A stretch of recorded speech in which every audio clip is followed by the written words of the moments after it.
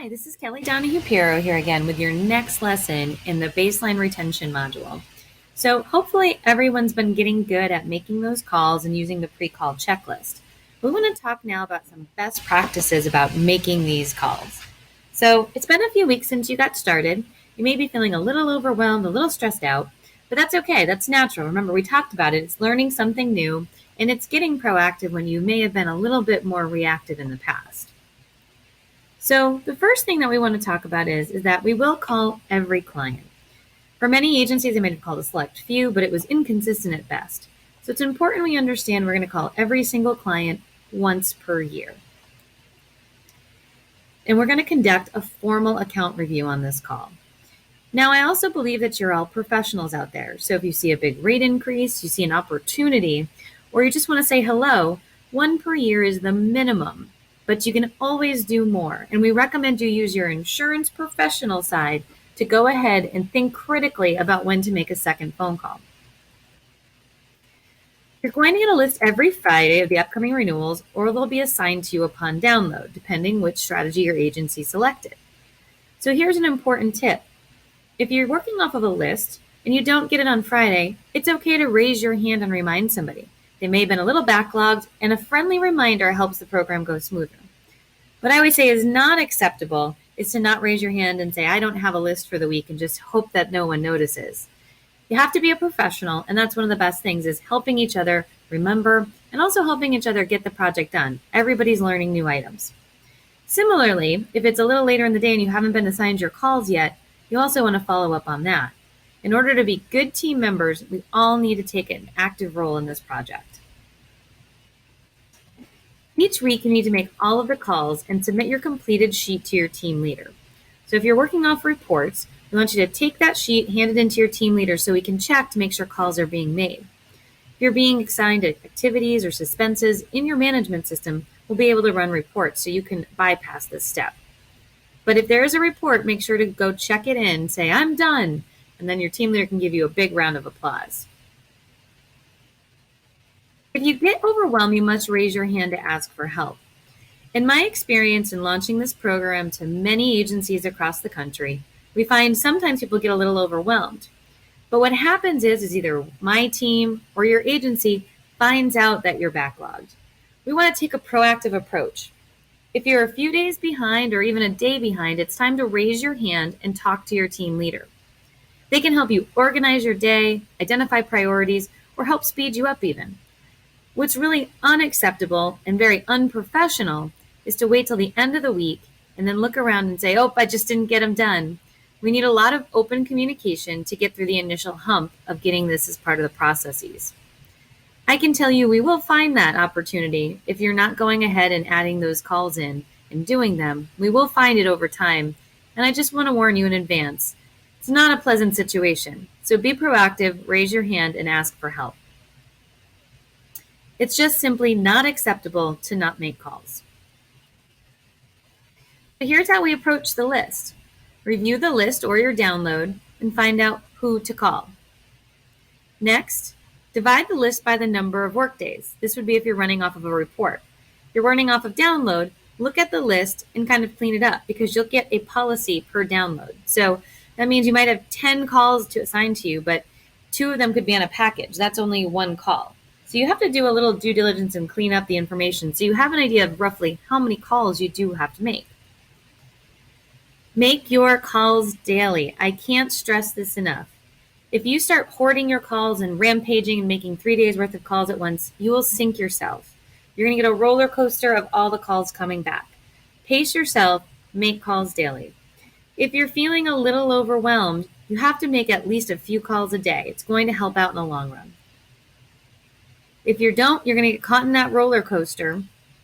And if you get behind, remember, we want everyone raising their hand. We have some activity code you need to use to ensure tracking is spot on.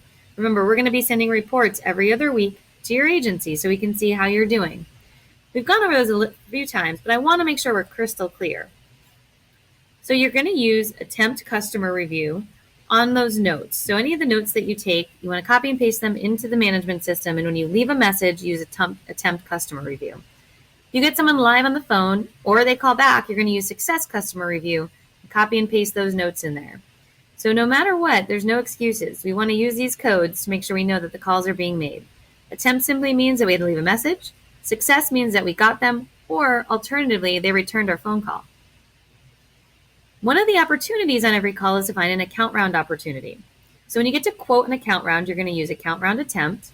And when you sell it, you're going to use account round success. This will help us understand how many quotes we're doing to lead to sales. Same with remarketing.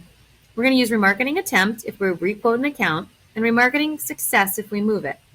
This is really critical because we want to make sure that we're optimizing your remarketing process and not getting bogged down. If you score an increase in coverage, make sure you use the increase code so we can track how many people you're moving coverage up. Again, if you have any questions on this, please let us know. We want to make sure this is crystal clear for you. We know it takes a little getting used to. So, now you want to go ahead and take a look at your workbook for those account review questions. Now, I'd recommend opening up your workbook right now and taking a review. This will depend on what department you're in. But it's really important you get comfortable with those account review questions, because the more we understand them, the better off we're going to be. Every question leads to an opportunity. So you can put the video on pause, open up your workbook, and review them as a team really quickly, so that way you're crystal clear on what to ask, why, and how it can lead to another opportunity for you. Remember, this is our perfect renewal call graphic that you all have. The first step is to review the account. Let's take a look at the deductibles, contact information, rate, claims, coverage, endorsements. Step 2, make the call. And the first thing you want to do is confirm that contact information. Then review the account, drivers, home changes, discounts, any changes that they've had. And then make the recommendation for an increase in one line of coverage and thank them for their loyalty. It's a really efficient way to drive a high result. So first thing is you got to break it down. You get assigned that list. Just remember, think about the total clients to call, the number of workdays, and the calls per day. Or alternatively, if you're getting them on download, take a look at the total number, do a quick research, determine how many of them might be duplicates, so you only have to limit yourself to making a certain number of calls. It can seem overwhelming if you get 15 suspenses or activities assigned to you, but oftentimes people have multiple policies, so you won't be making 15 calls. Also, remember, you're going to leave a lot of voicemail messages. Typically, you're going to connect with 33 to 40% of the people. So don't be discouraged because you're leaving voicemail messages. They still get to hear your smiling voice. They understand that you care. And the ones that really need some help are going to call you back. Now, check out the script booklet. We know that there's a lot of scripts in there, but there's particularly a making the call script. Put the video on pause and take a peek at it. I think that if you go through it a few times, you're going to see that these calls can be very professional, very fun, and lead to an awesome result. Remember, hey, you can do it. This little kid thinks you can. We know you can. You're just getting started. It's going to be a few more weeks till you see the results. But we know, just like anything good in life, the best come to those who wait. So let's go through your group activity.